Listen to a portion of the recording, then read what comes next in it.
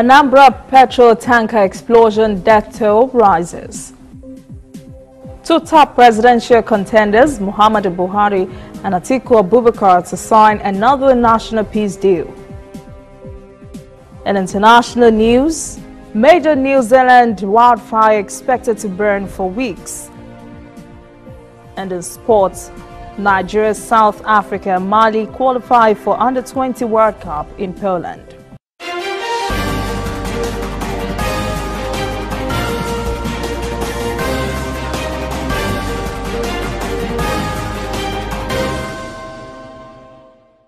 This is ANN News.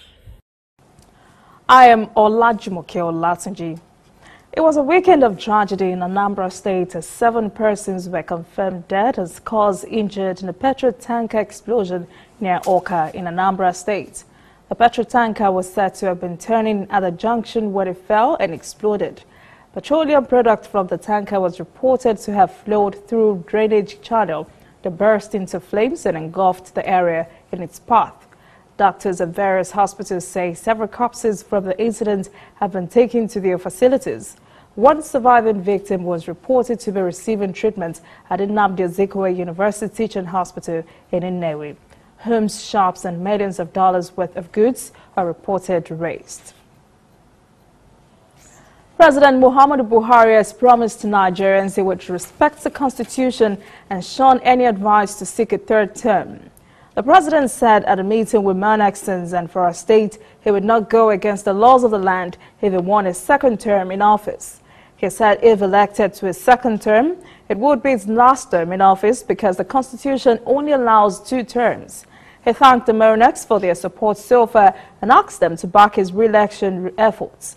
Chairman of the Council of Traditional Rulers and Emir of Ankara, Haji Atahiru Ahmed, and Zamfara Governor Abdulaziz Yari Abubakar praised the president's efforts, which they say have improved security in the state. The Council of Traditional Rulers when announced its endorsement of President Buhari for a second term. The People's Democratic Party in Kaduna State is crying foul and asking for the immediate release of its campaign council director of media, Ben Bako, who was detained on Saturday by the Department of State Services, the DSS, for alleged hate speech and public incitement. Bako is a former commissioner of information in the state. Deputy Director of the State Campaign Council, Danjuma Bello Zarki, said the party calls for Bako's immediate and unconditional release. He describes Bako as a law-abiding citizen. He calls Bako's arrest illegal, but said the PDP would explore legal means in seeking his release. The 2 front-runners in this presidential contest, President Muhammadu Buhari and former Vice President Atiku Abubakar, are set to receive 2 high-level visitors this week. The 42nd President of the United States, Bill Clinton, and Baroness Patricia Scotland, the Secretary General of the Commonwealth, will visit Nigeria on Tuesday ahead of the presidential elections. Clinton and Scotland are expected to witness and deliver goodwill messages at the signing in Abuja at a National Peace Accord by the President and former Vice President.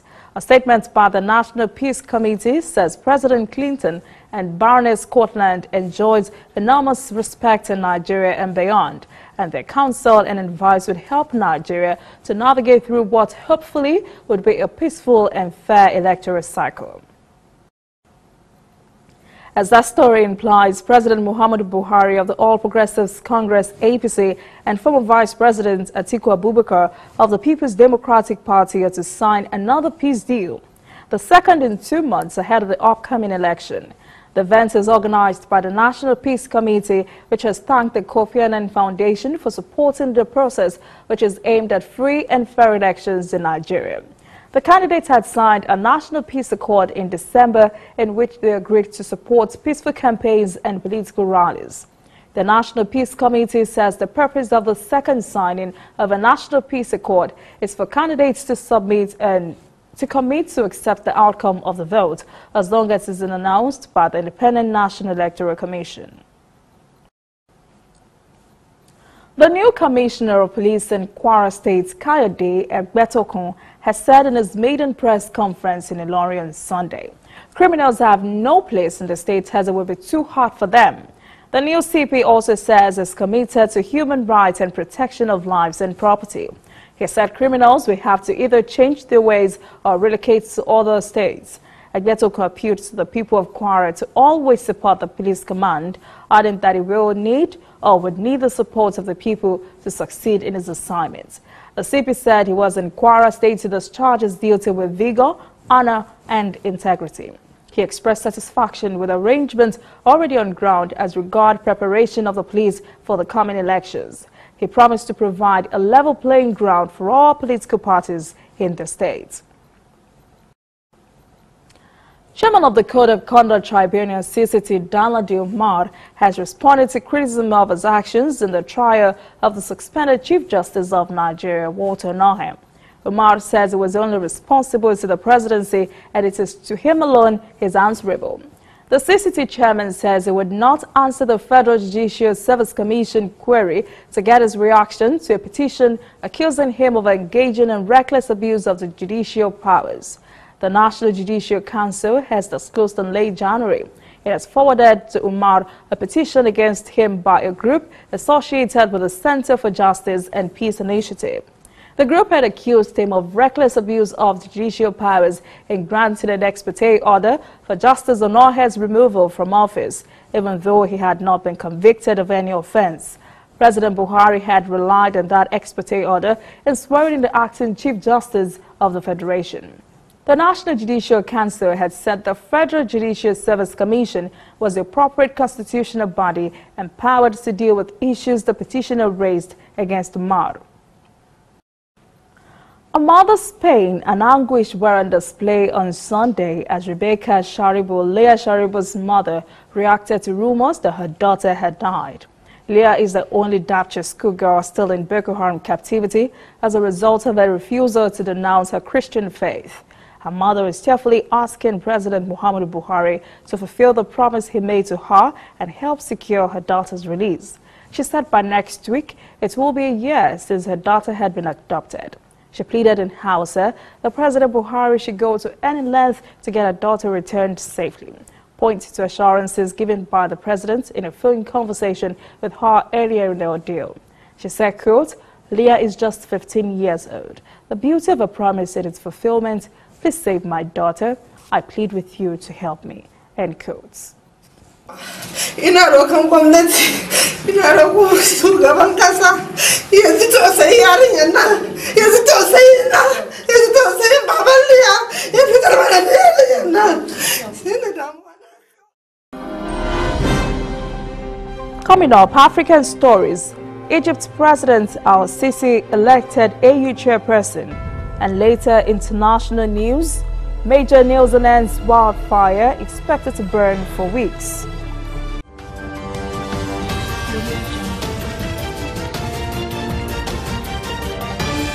You are watching ANN.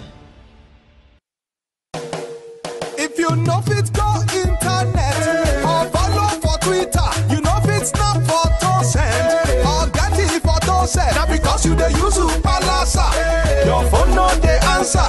See me see wahala.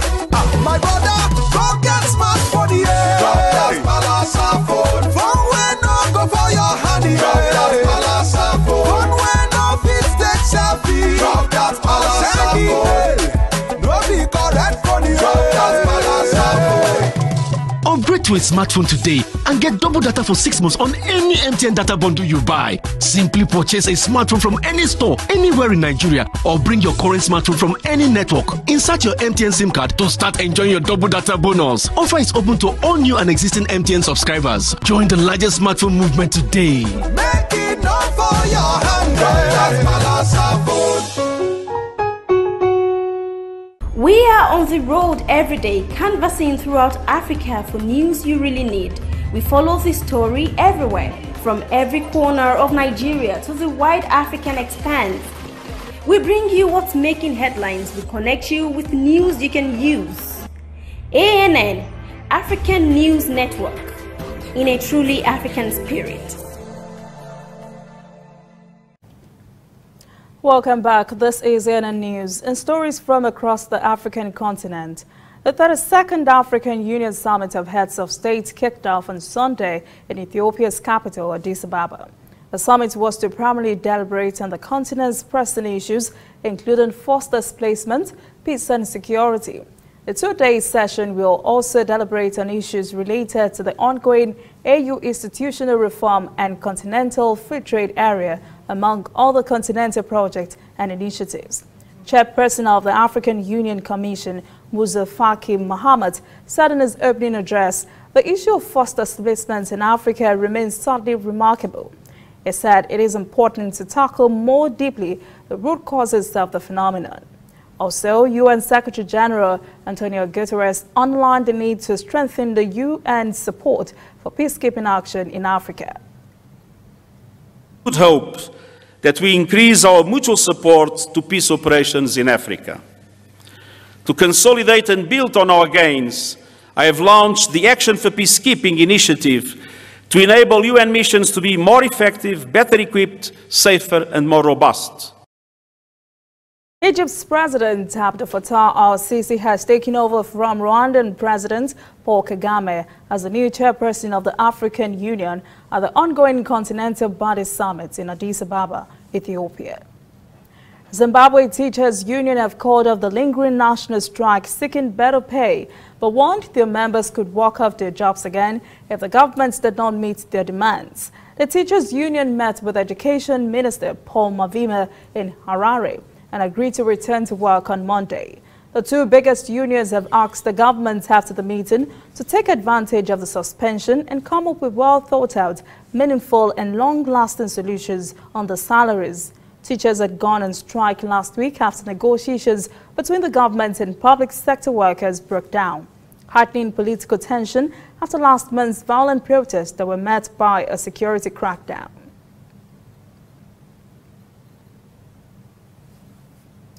The United Nations says 3 crew members have been killed and 10 injured, 3 in critical conditions after an Ethiopian military helicopter crashed inside the compound of the UN peacekeeping mission in Abdi region on the Sudan-South Sudan border. The statement says 23 passengers were on board when the helicopter crashed on Saturday morning while carrying Ethiopian soldiers. The UN force says the cause of the crash is not immediately known. Uganda says it is prepared to take in another 75,000 refugees from the Democratic Republic of Congo, despite concerns that Ebola virus could spread to the country. Uganda's open policy of welcoming refugees have been praised by the international community. Refugees are free to work, benefit from health care and education. But aid agencies are dealing with another influx from the DRC caused by uncertainty around the recent election, as well as fear of Ebola spreading from the country. Spokeswoman of the United Nations High Commissioner for Refugees in Uganda, Danica Khan, says they are dealing with a tricky situation. We are working in a very delicate situation where we have the Ebola emergency also ongoing, so we have business continuity plan in place if in case we receive people who have been in contact with the affected people or who might have been affected themselves, which means that in case we receive any Ebola cases, the business should not stop. Uganda already hosts almost 1.5 million refugees, most of whom are from South Sudan. The government says it needs continued support from the international community to be able to sustain the growing numbers. Algeria's alien president Abdelaziz Bouteflika says he would seek a 5th term in a presidential election set for April. 81-year-old Bouteflika has been seen in public only rarely since suffering a stroke in 2013 that confined him to a wheelchair. Algerian media says Bouteflika wanted to amend the constitution if re-elected to likely propose the creation of new post of vice president to help him govern the large, energy-rich North African nation. Several political parties, trade unions and business organizations have already said they would support his re-election bid. When we return, international news. New Zealand wildfire expected to burn for weeks. And later in sport, Nigeria, South Africa, Mali qualify for this year's Under-20 World Cup in Poland.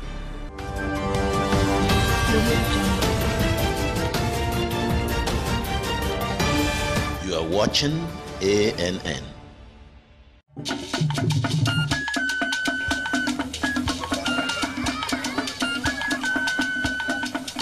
Are you sure you want to do this? Madam, go and bring us your husband. Okay, hello baby. We're in this together, okay? Can you hear me? Keep coming forward. Wait, stop. You okay, lean to your right. Keep walking down. Keep walking to the left. Yes. You're almost here. Keep going. You are here. Wow, you did it. I'm just so glad I didn't have to use my cane to do this. And I am so glad no other man got you before me. Let me be your eyes. We will never stop working to give you a network you can rely on so you can enjoy life's special moments. MTN, everywhere you go.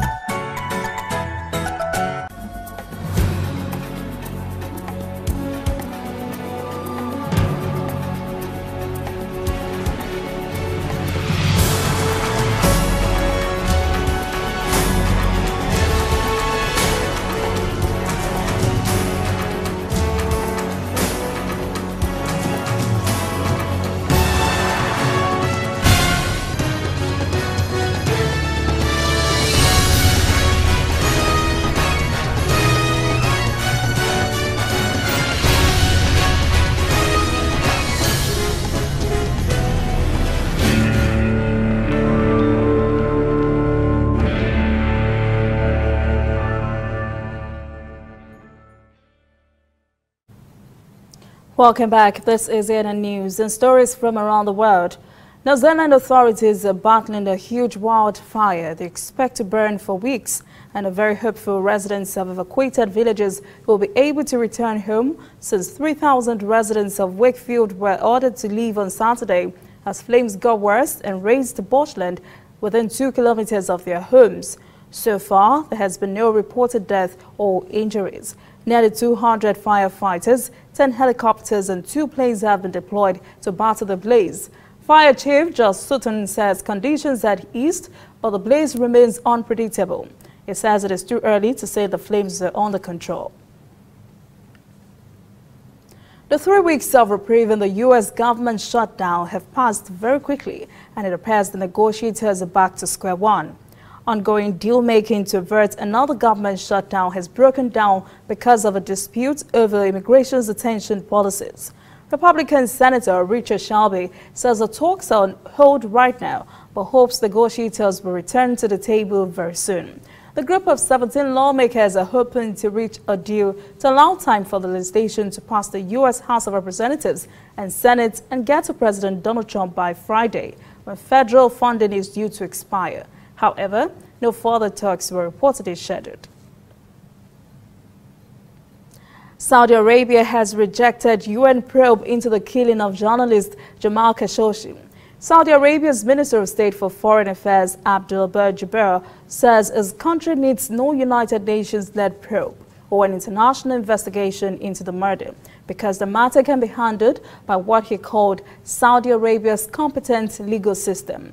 Al-Jubeir told the CBS Sunday news program, Face the Nation, the October slaying of the journalist inside the Saudi consulate in Turkey was a massive tragedy.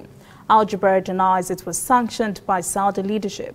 U.S. intelligence agencies have concluded the killing would almost certainly have needed the approval of the kingdom's de facto ruler, Crown Prince Mohammed bin Salman. So far, 11 suspects have been indicted and referred to trial in Saudi Arabia, with 5 facing the death penalty.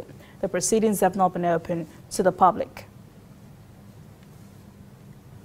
A group of 27 Russian children whose mothers are being held in Iraq for belonging to the Islamic State of Iraq and the Levant, also known as ISIL, have arrived home in Russia. The children's fathers had been killed during 3 years of fighting between ISIL and Iraqi troops. Russia's envoy for the rights of children, Anna Kuzasova, says the 27 children were aged from 4 to 13 and hail from 10 different regions in Russia. ISIL seized large swathes of Iraq in a lightning 2014 offensive before the government dislodged the group from urban centers and eventually declared victory a little more than a year ago. Iranian demonstrators have hit the streets across the country on Monday to mark the 40th anniversary of the 1979 revolution, renewing their allegiance to the country's Islamic principles at a time of rising economic and political pressure, even as new punishing U.S. sanctions resume. Iran organizes the nationwide rally every February 11th to highlight the size of grassroots support for the revolution, which replaced Shah Mohammad Reza Pahlavi's government with an Islamic Republic under Supreme Leader Ayatollah Ruhollah Khomeini. The event is also known as 10-Day Dawn domestically to commemorate the period of violent protest following Khomeini's return from exile in February 1979. It also marks the official end of the Persian Empire 2,500 years ago. Still ahead, sports. Nigeria, South Africa, Mali qualify for Under-20 World Cup in Poland. Stay with us.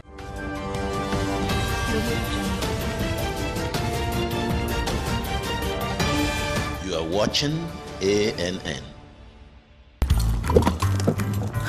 This used to be me.